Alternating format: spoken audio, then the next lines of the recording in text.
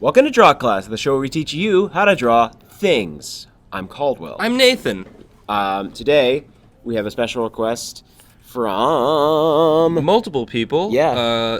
Jesse Wallace and Dub Panda were the want two us- that I wrote down, but there could have been more. There could have been so many more, but they want us to teach you guys how to shade things. So How to draw shading, guys. before you can start shading, you need to know where the light source is coming from. You need to know where the light source is. And you need to draw the first pair of shades, which is the ones that the sun is wearing. Here's some shade.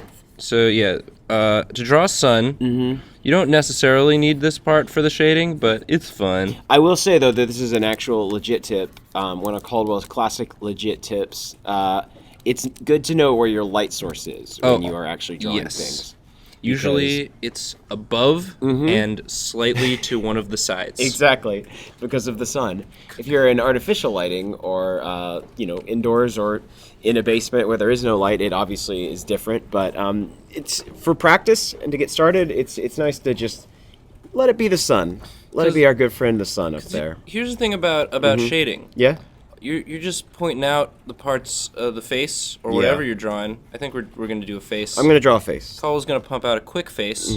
It's real quick. Let's just give him a bit of a body here, and there it is. There'll be an ear. Ears are what we call these. Let's give him a bit of a neck. Tune into previous Drawfees where we go into detail about how to draw detailed faces. Yeah, let's go ahead and give him some emotional faces. Some eyes there. Oh, this is a pretty face. Yeah. But yeah, so shading, that's the part where the light isn't. Yeah. So you need to know where it's coming from. You said that like it was a joke, but actually it's 100% true. I meant it. Now I'm casting shade. Ooh. I'm throwing the shade. Casting. I'm a shade caster, Nathan. You know this. I cast shade. I say that, yeah, I'm like a wizard, but then I just like, kind of like say bitchy insults to people. Start some Twitter beef. So you're already putting a little shading there underneath that's just sort of a go-to. Yeah, I will say that's like, I'm only drawing the blacks right now. Right. So these, go ahead and talk. The darkest darks, because there are different types of shading. You can just do like black and white shading. You can do gradients, all that sort of stuff. We're gonna try and focus on two types of shading today. Though. Yeah, we're gonna do some. Wow, this is. This is our guy. I'm gonna give some hair because hair is also difficult to shade. Looks like Garfield. Yeah. From Full Metal Alchemist. Kind of. Wait, who is that? He's the guy in Rush Valley that. Apprentice is from. The fancy automail dude. He doesn't have hair. But he has those funny, like, they're either cheekbones or a weirdly placed mustache. I'm not sure. I gotta give him some cheekbones. Oh, wow. Gotta give him some cheekbones. Yeah, these are all great things that we can shade on in. Yeah, I wanted to make his face kind of like a nightmare canyon for you to enjoy. All right. All right. So you're gonna do some basic cell shading for us. I'm gonna move. I'm gonna move it over just a little so it's not directly. We have a little bit of directionality to the light source.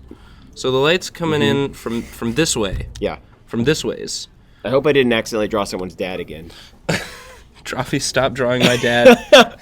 Everyone tunes in. Once an episode, somebody drew my dad. Drew my dad. So what did you do there? You switched that to multiply.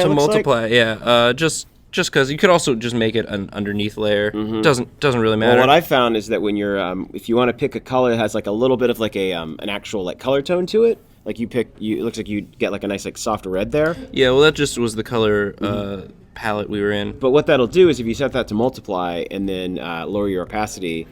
Imagine this was colored. Yes. What'll happen is that having like a color like this will mean that everything, like all of the different colors will have a bit of a different tone that reflects, the actual color that they are. I like to use like a cool blue or something like that. All right, so here you can see that Nathan has, oh man, this is some dramatic shading. I'm picturing this guy just like walking into a room being like, who wants to die? Right. He's either saying, who wants mini muffins or who wants to die? It's one of those two things. Yeah. Those are the offerings. Those are the only two things it could be. So yeah, basically this is like a one tone This is so dramatic. I was expecting you to go with something softer, but this is so intense. Hey, this is an intense face. It deserves intense shading. That's true. Yeah, we can... You gonna pay for those muffins? Chibo Davis needs his muffins. So basically what I'm doing is I'm looking at where the light's coming from, which is this way. Yeah. And I'm looking at surfaces that it's going to hit. Yep. And I'm leaving those light. And then I'm looking at surfaces that it's not necessarily going to hit. Yeah. And I'm adding some shading there. There you go. Oh, that's good. Yeah, get that highlight on the ear. Yeah, there's some, and we can get sort of like a... Oh, that's good. I like that. Like a texture. There's, because That's hair... a good tip. Hair isn't just one solid surface. There's fibers in there, and so different fibers are going to pick up different amounts of light. Yeah, we're basically Pixar. Basically, we just kind of like saved you like 5 years of art school there. It doesn't have to be as dramatic, and you can do one tone shading, and you can make it. You can go back in and do like a second. Oh, you gotta put that to multiply. Gotta make it multiply. There you go. Gotta make it multiply. Yeah. Get that, And then you can add details Ooh. in there. Oh yeah. Because there's because the sun is such a powerful light source. Yes. Even if it's not directly hitting something, some things are still gonna receive some amount of light. There's also like reflected light. There's all sorts of stuff that makes light do things. It's, next time you meet someone that tries to tell you that the sun doesn't exist, you meet one of those sun deniers. The sun doesn't exist, if the sun exists, how come it's nighttime right now? If the sun exists, and what the heck's that there moon? What is it? I don't know. I didn't go to school. I don't understand it. Parents, vaccinate your children. Tell them that the sun is real. Like I'm sick of it. I'm sick of I don't want my kid to go hang out with children that don't believe in the sun. So that's a pretty basic. You don't have to worship it, just believe in it. We have a lot of fun here on Drawfee, but there's a serious problem in this country. Tell your children about the sun. Tell your children the sun's real. They'll get skin cancer if they don't believe in the sun, because they'll just go outside and be like, "It's hot. I guess the moon is angry." But that won't be the case. The case will be that the sun is out and they don't know nothing. Well, this is great. Yeah. So that's like sort of I guess we'd call that cell shading. Or yeah. That's like how we shade comics a lot of times. Yeah. If you're using a digital media, it's pretty easy. But this is more for I would say if you're using more of a real or a more visceral traditional media. You can use something that I like to call hatching. Copyright Caldwell and Nathan. Whoa. So hatching is basically just a bunch of lines, and you'll notice they're all kind of I like to. They're parallel. Yes, they're parallel, and they're also kind of curved in the direction of the object. So I'm gonna make these.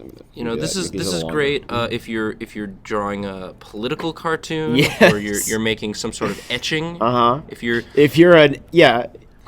doing a quick intaglio print on a copper plate. Right. You're gonna want to use this. Copper plates aren't going to be able to print different tones. No. Well, unless you use you a specific acid wash bath. Oh sure. But I don't know how advanced into printing our fans are. It's true. I don't know. Yeah, they're not. But, we'll get back to this on our special episode. Drawfee does printing. Basically, what you're doing is by the spacing between the lines is used to create the illusion of tone. Yes. So if I wanted the to wider apart the lines are spaced, the lighter it appears to be, and the closer together they are, the darker it appears to be. Exactly. You can kind of see that there a little bit.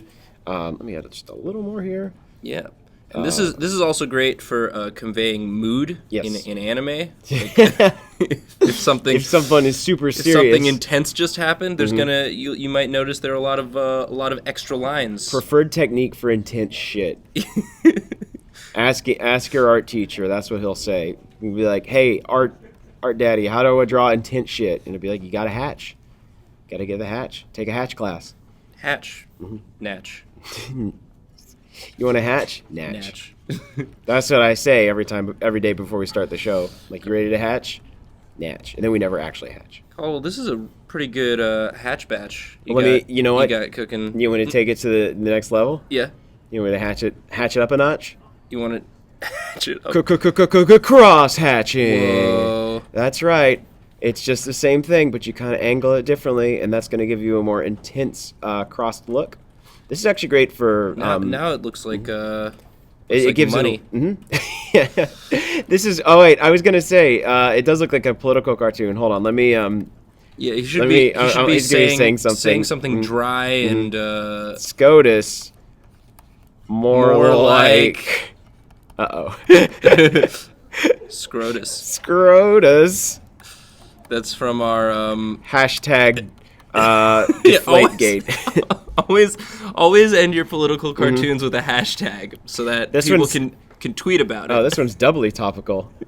Got a reference to Deflategate in there, a thing that will surely be, well known amongst our fans forever. Our fans love the sports. Yeah. There we go. Because what's more fun than a professional NFL coach deflating? Wait, what was? I didn't actually. I just saw a bunch of news about that. What actually happened? I mean, at this point we know that the Patriots is a football team. Yes. First of all, lock that one in right now. I didn't know that for a while. Now this looks like a weird It looks like an old-timey cartoon. Wait, what happens if we put on that and the cell shading? It would be too shaded. It would be too double, intense. Double shaded? Let's do it. All right. Nate, are you sure about this? I have never been more sure of anything in my life. All right. There's our shaded man. This is Chibo Davis, political analyst Chibo Davis, and now he's fully shaded. Actually, that looks pretty good. Yeah. That's pretty good. Hey, I'm sorry, Jibo Davis. I'm sorry we drew your dad Chibo, but there he is. And he's got some opinions, and he needs to get out about SCOTUS.